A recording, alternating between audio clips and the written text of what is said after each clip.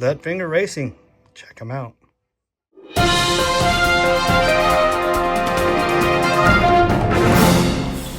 What's up, Pikes Peak race news around the nation? It is Robbie here to give you guys the latest and greatest news for what's going on here, near, far, and abroad. What's up, everybody? And I want to wish you guys a happy new year. This will be the first video for 2026, and what better way to kick it off with some cleaning, all right? Some house cleaning, some maintenance, all right? So in the last video, I pointed out when you travel, make sure your vehicle's clean before you travel, because you don't want dirt and stuff all over your luggage and inside your case or whatever. And I got a couple messages like, Robbie, what do you use for cleaning? And I was like, you know what better way to make a video about what's on the bench for cleaning? All right, so here we go. I will share with you guys on what I use in cleaning my vehicle, keeping them look fresh in that brand new light style. Oh my goodness, here we go. All right, so first things first, we will start off with some brushes. And I got some brushes here for you guys, all right? I got a brush here that gets into nooks and crannies. And this brush comes in, I wanna say a pack of 4 or 5. You can get these for like $8 or $9 on A-Main. And yeah, this is, I wanna say it's like a medium brush. They're all round. But they come in different diameters and stuff like that. So it allows you to get in there and get all that initial dust off of your vehicle, so on and so forth. And we're going to use my Truggy here as an example. I'm going to put that body right there because we're going to get into the body as well too. And you can get all that initial stuff off, right? After you're done driving your vehicle. And then you got these paint brushes here, right? And paint brushes are probably the most common of the brushes to use. One, they are very, very cheap.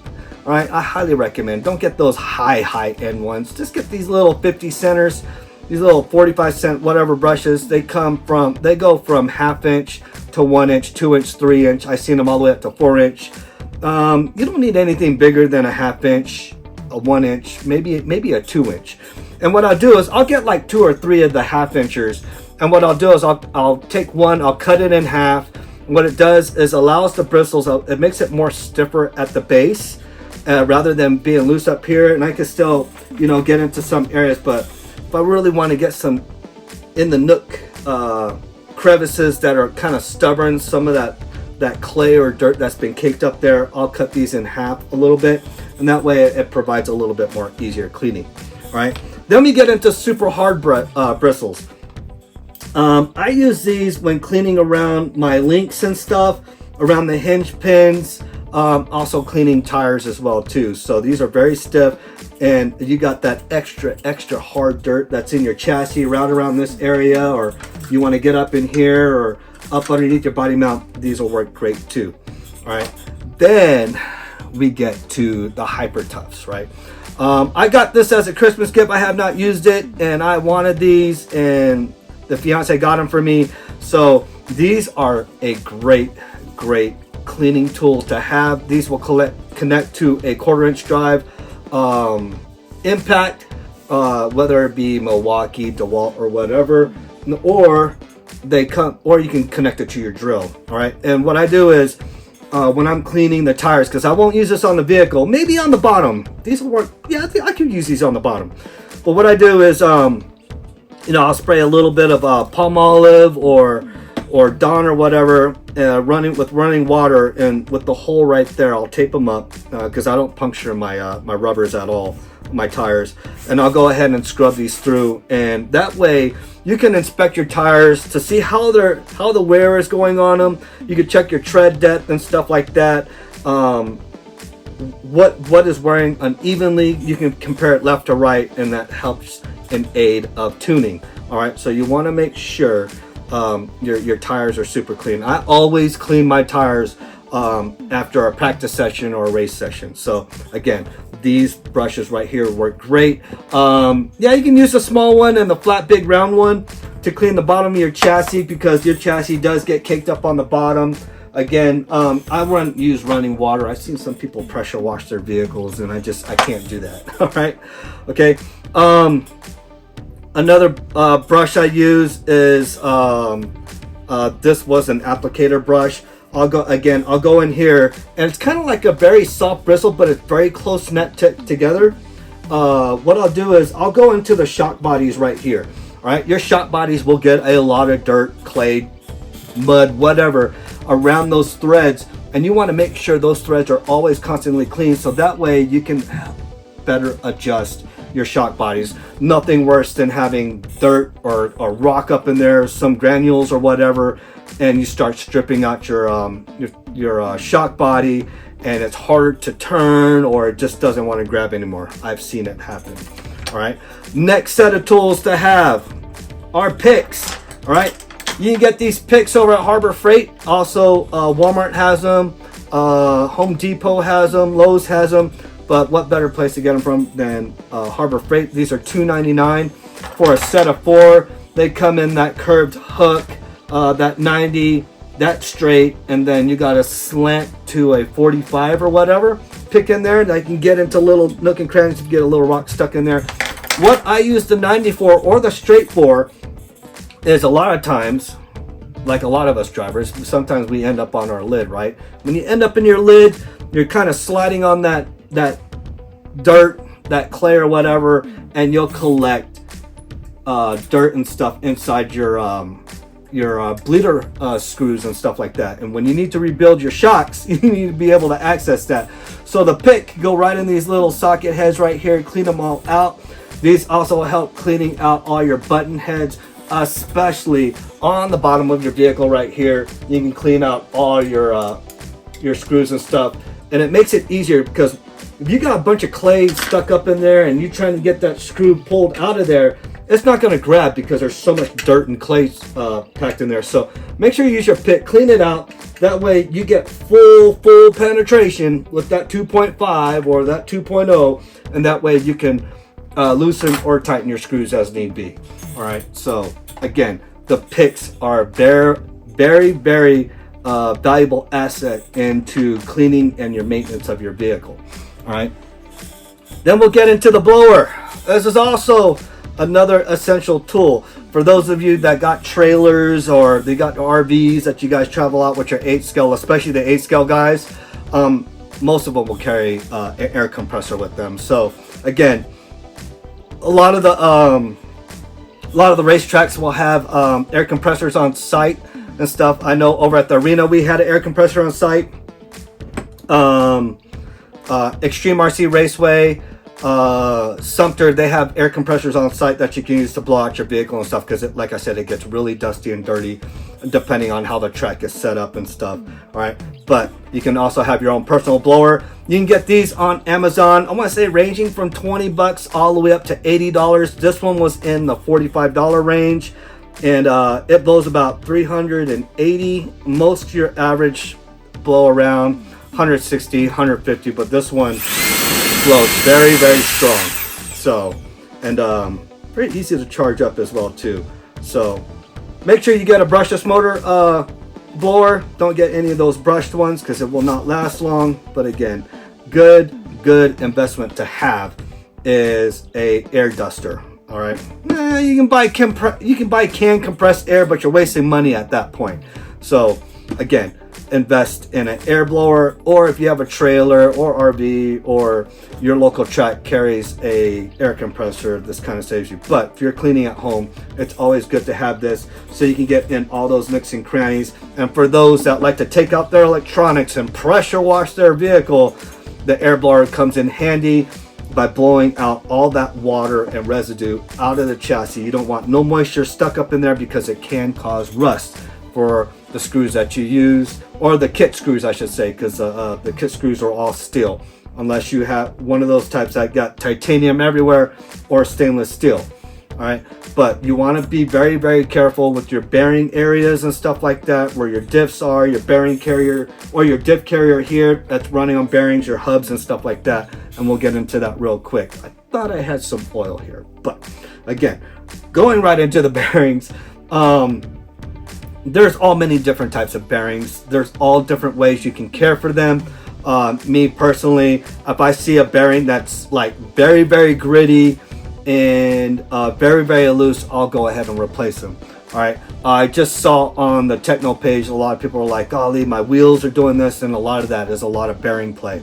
Okay, oiling up your bearings is not gonna stiffen up that bearing play. Always keep a plethora of bearings with you. I always do as well, and I don't know where all my bearings are in my case, but I always carry replacement bearings. You want to change out your bearings if you're an avid racer where you're racing a lot. Yeah, I want to say you're replacing your bearings in your hubs and your diff carriers at least once a month if you're driving almost every week. All right, month and a half, 2 months maybe, but again, that all depends on the play you have and stuff like that. And a lot of times it might not even be the bearing. You want to check all your screws and stuff, and that's all part of the maintenance. When cleaning, you can actually spot that stuff. So when you're using your brush or whatever and you're screwing, you're like, oh man, that screw's loose, and you go ahead and tighten her up. Okay, making sure that screw head is clean, and then you use your tool. All right, so everything works in conjunction with each other. All right, but I did mention a lot of people pressure wash their vehicle. I highly don't recommend it. Okay, I've seen people use Simple Green, which is kind of harsh on the bearing areas. I would spray it on a rag, and you can use the blue shop towel, paper towels, or you can get some cheap paper towels from Walmart, or you can use your microfiber cloths here, which I got the Techno and the LFR ones. Yeah, you go ahead, spray your Simple Green on there, or your Windex, or whatever you use, and wipe down your vehicle, cleaning everything. All right, so I got a little bit of dust on the end link here, so I use the proper brush, cleaning it, making sure there's nothing loose, and checking it out. All right, another trick I want to get into is using end dust or pledge. I'm seeing a lot of people use this, and I was like, what the heck? And it is a very cool cleaning aid to have. Usually it's sprayed in these areas right here in your A-arms and stuff like that. And what happens is they'll spray it, they'll shake it out, they'll blow it out, and they'll use a brush or a rag or whatever and get in all your nooks and crannies and stuff. And you want to be thorough as possible. All right. Use the softest brush possible when cleaning your shock boots, and that's another thing you want to inspect, making sure there's no rips and tears. These do rip, but not all the time, but you want to inspect for that and stuff. You got to remember, it is a constant moving piece, so always check for rips and tears.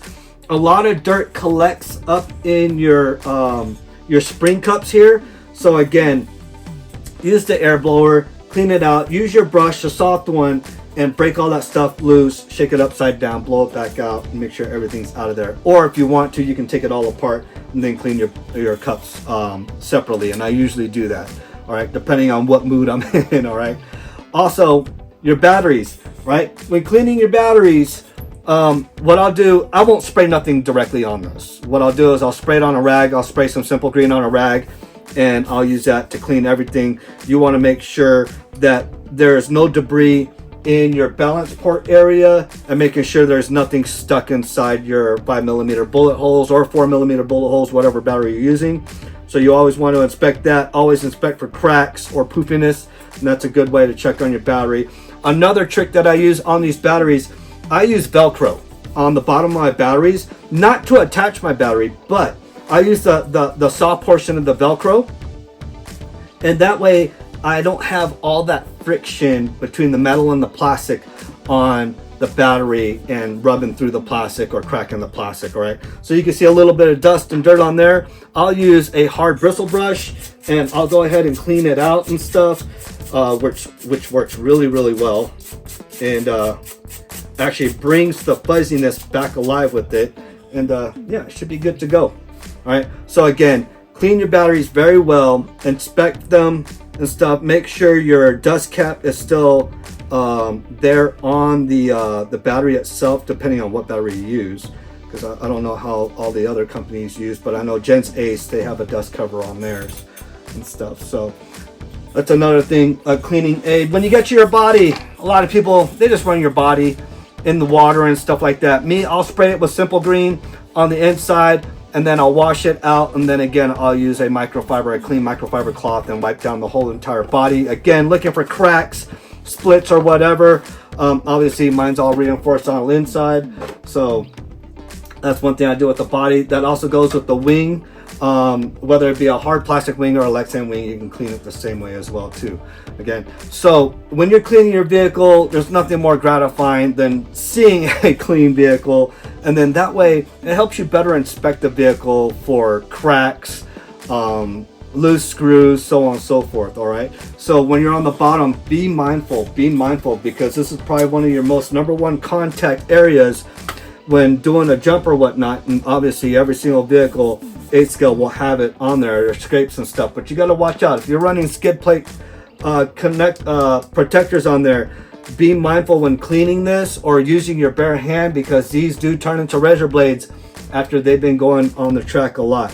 All right, and that's another thing. Inspect your screws, because screws do wear down, especially on the bottom here, along going with the chassis. So always be mindful of that. Double check your screws, make sure they're tight and secure. Down here on your lower 8 arms, making sure there's no debris in between those droop screws and the chassis itself, so that way it does not affect your droop height and stuff like that when you go into measuring and stuff. So a lot of these things are very minute, but very, very critical in your vehicle performance, and cleaning your vehicle is a big aspect of that.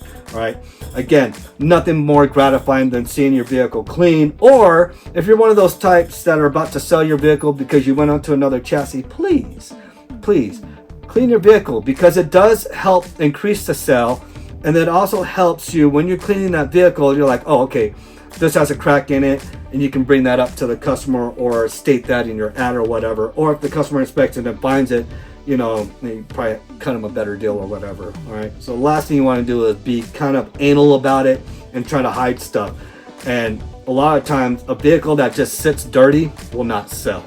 All right, you're not going to go into a dealership and buy a used car that's dirty as hell.